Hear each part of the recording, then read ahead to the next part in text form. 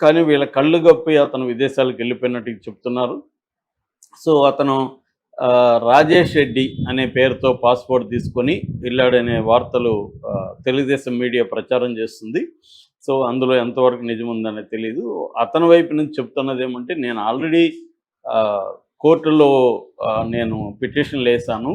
So ముందస్తు బెయిల్‌కేసాను. అట్లాగే supreme కోర్ట్‌లో కూడా ఈ కేసుకు సంబంధించి నన్ను అరెస్ట్ చేసే అవకాశాలు ఉంది కాబట్టి మీరు అరెస్ట్ చేయొద్దని చెప్పండి, నేను సహకరిస్తాను. ఇదెందుకంటే 7 ఏళ్ల లోపల జైలు శిక్ష పడే కేసులే పెట్టారు సెక్షన్లు. ఇవన్నీ కూడా తను చెప్తున్నాడు. సో అందువల్ల కోర్టులు అనుకూలంగా ఇవ్వలేదు కాబట్టి మా నాన్నని తీసుకెళ్ళి విచారిస్తున్నారు. మా ఇంట్లో వాళ్ళ మీద ఇళ్లల్లో దాడులు చేశారు. ఇళ్లల్లో వాళ్ళని హరాస్ చేస్తున్నారు కాబట్టి నేను కోఆపరేట్ చేద్దామని, విచారణకు హాజరవుదామని దుబాయ్ నుంచి ఎయిర్‌పోర్ట్‌కి వచ్చాను. ఈ లోపల వాళ్ళు నేనెక్కడ పారిపోతాను అన్నట్టుగా నన్ను పట్టుకున్నారు. నేను వస్తున్నాను, మీ దగ్గరికి రేపు వస్తానంటే కూడా వాళ్ళు వినలేదు అనేది అతను చెప్పినట్టుగా వాళ్ళ టీము బయటికి చెప్తుంది. ఇక మూడవదేంటంటే ఇందులో ఈ మద్యం కుంభకోణం వాస్తవమే. ఇది దాదాపు 3-4 వేల కోట్ల కుంభకోణం. అంటే కసిరెడ్డి చుట్టూ ఉన్నది. కసిరెడ్డి, మిథున్ రెడ్డి ఇంకొంతమంది నా ఇంట్లోనే 2 సార్లు సమావేశం అయ్యారు.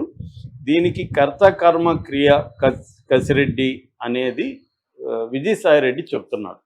విజయసాయిరెడ్డి లేటెస్ట్‌గా ఒక పోస్ట్ పెట్టాడు. అందులో ఏందంటే, మద్యం కుంభకోణంలో నేను విజిల్ బ్లోయర్‌ని మాత్రమే, నాకు ఈ కుంభకోణానికి ఏ సంబంధం లేదు.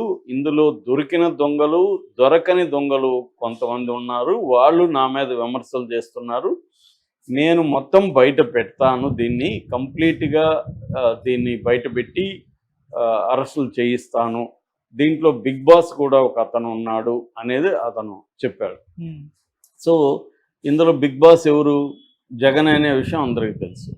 సో ఎందుకు ఈ ట్వీట్ చేశాడంటే, విజయసాయిరెడ్డి మీద కసిరెడ్డి ఒక ఆడియో రిలీజ్ చేశాడు. అదేంటంటే, విజయసాయిరెడ్డి బట్టెబాజు మనిషి, అంటే మోసగాడు, నేను అతని గురించి డీటెయిల్గా మీడియాకి చెప్తానని, ఈ టైంలో నేను ఈ కేసు గురించి ఎక్కువ మాట్లాడను అనేది ఒక ఆడియో రిలీజ్ చేశాడు. త్వరలోనే నేను విచారణకు హాజరవుతానని కూడా అది దాంట్లో ఉంది.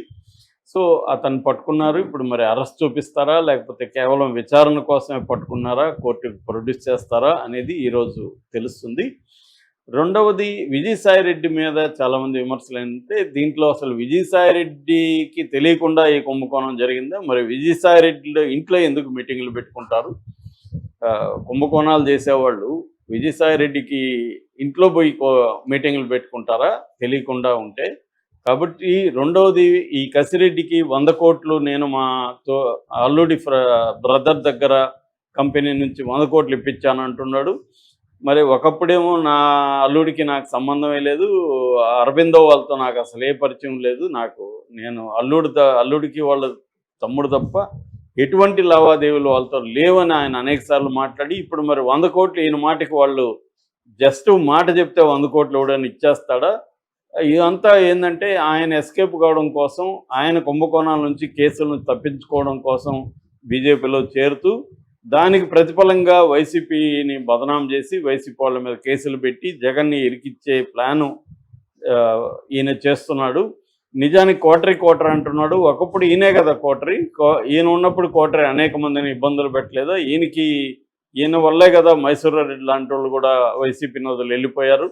సో అసలు ఇతన్ని ఒక చార్టెడ్ అకౌంటెంట్గా ఉన్న వ్యక్తిని తీసుకొచ్చి జగన్ నెంబర్ 2 పొజిషన్ ఇచ్చి, ఇతనికి 2 సార్లు రాజ్యసభ సభ్యత్వం ఇప్పించి, మోడీతో అమిత్ షాతో ఎప్పుడు చూసినా టచ్లో ఉండేట్టుగా క్రియేట్ చేసి ఈ స్థాయికి తీసుకెళ్ళింది ఎవరు? జగను. లేకపోతే ఇతని పరిస్థితి ఏంటి? ఒక సీఏగానే మిగిలిపోవాల్సిన వ్యక్తి ఇతను.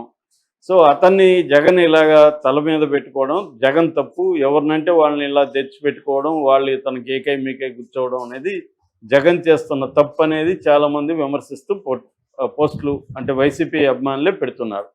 అంటే క్లియర్గా విజయసాయిరెడ్డి ఒకప్పుడు నన్ను పైన పెట్టుకున్నాడు, తర్వాత పక్కన పెట్టాడు అన్న ఒక కోపంతోనే విజయసాయిరెడ్డి బయటకు వచ్చి జగన్ మీద, వైసీపీ నాయకుల మీద కక్ష తీర్చుకునే కార్యక్రమం చేస్తున్నాడు తప్ప ఇందులో ఆయన ప్రజలకు మేలు చేసే కార్యక్రమం లేదు. మరి నువ్వు ఇన్ని రోజులుండి నీకు తెలియదా? ఇప్పుడెందుకు బయటికి ఇవన్నీ పెడుతున్నావు అంటే క్లియర్‌గా కేసుల నుంచి ఎస్కేప్ కావడం కోసం. జగన్ కూడా ఇదే మాట అన్నాడు. భయపడి కొంతమంది బయటికెళ్లారని. ఇతను భయపడి వెళ్ళడం కాకుండా జగన్‌కి యాంటీగా మారాలన్న ఒక కండిషన్‌తోనే చంద్రబాబుతో కుమ్మక్కయ్యాడు. ఎందుకంటే ఇప్పుడు ఈయన నంబర్ 2గా ఉన్నాడు మొన్నటి వరకి. వైజాగ్ పార్టీ ఇన్ఛార్జ్, ఉత్తరాంధ్ర ఇన్ఛార్జిగా చేశాడు. తర్వాత ఎంపీగా మొన్ననే కంటెస్ట్ చేశాడు నెల్లూరులో. ఇవన్నీ చేసి అనేక కేసుల్లో జగన్‌తో పాటు సహనిందితుడుగా ఉన్నాడు. ఈయన ఇండిపెండెంట్‌గా ఉంది. వీళ్ళ కూతురు నేహారెడ్డి అక్కడ భీమిలిలో ప్రహరీ వాళ్ళని ఆక్యుపై చేసుకుని గెస్ట్ హౌస్ కట్టిందని సాక్షాత్తు హైకోర్టే సీరియస్‌గా మందలించింది. సో ఈ కేసులు ఆయన మీద ఉన్నాయి. అట్లాగే కాకినాడ పోర్టు కుంభకోణం, ఆ పోర్టుకు సంబంధించిన బెదిరించి వాటాలు రాసుకోవడంలో కూడా ఈయన ప్రధాన పాత్ర ఉందనేది అందరికీ తెలిసిన విషయమే. ఈ కేసుల నుంచి ఈయన బయటపడడం కోసమే ఈయన తెలుగుదేశంతోనూ బీజేపీతోనూ కుమ్మక్కయి తెలుగుదేశంలో చేరితే కరెక్ట్గా ఉండదు కాబట్టి బీజేపీలో చేరి ఈయన గవర్నర్ పోస్ట్ లాంటిది తీసుకోవడం ఒకటి. రెండవది జగన్కి సంబంధించిన కుంభకోణాలు అవన్నీ ఈయనకి తెలుసు. ఎందుకంటే జగన్ కంపెనీలకి ఈయన ఫైనాన్షియల్ అడ్వైజర్గా ఉన్నాడు. తర్వాత కూడా ఈయన నెంబర్ 2గా చాలా కాలం ఉన్నాడు. ఆ తర్వాత కొద్దిగా గ్యాప్ వచ్చింది. మళ్ళీ ఈయన్ని తీసుకున్నాడు జగన్. సో వైసీపీలో అనేక విషయాలు ఈయనకి ఇన్సైడ్ విషయాలని తెలుసు కాబట్టి ఈయన ఈ డేటా ఇచ్చి వీళ్ళని అరెస్టులు చేయించి కేసులు పెట్టి జగన్ని ఇబ్బంది పెట్టే ఒక కార్యక్రమం చేస్తున్నాడు. అందుకనే ఆయన పార్టీకి రిజైన్ చేయగానే ఆయన వెళ్ళి షర్మిలను కూడా కలిశాడు. అంటే అర్థం ఏంటి, జగన్కి ఎవరో ఎనిమిళ్ళు ఉన్నారో వాళ్ళందరినీ కలిసి ఈయన జగన్కి యాంటీగా చేసే కార్యక్రమం. నిజంగా ఆయన రాజకీయాల నుంచి విరమించుకొని నేను వ్యవసాయం చేసుకుంటాను అనుకునే వాడికి ఇవన్నీ అనవసరం. ఒకవేళ ఏదైనా ఉంటే సిఐడితో పిలిస్తే వాళ్ళ దగ్గర పోయి మాట్లాడి రావాలి. కానీ దాన్ని మీడియా ముందుకు తీసుకొచ్చి ఇవన్నీ ఎందుకు చెప్తున్నాడంటే ఆయనకు ఒక హిడెన్ అజెండా ఉంది అన్న విమర్శలు అయితే బలంగా వస్తున్నాయి. సో ఇది నెక్స్ట్ లెవెల్కి ఎక్కడికి వెళ్తుంది, ఇది జగన్ వరకు వెళ్తుందా? ఎందుకంటే ఆయనైతే చాలా సీరియస్గా ఉన్నట్టు తెలుస్తుంది. కసిరెడ్డి దగ్గర స్టార్ట్ చేసి ఇది జగన్ వరకు తీసుకెళ్లే ఒక ప్లాన్ అయితే కనిపిస్తుంది.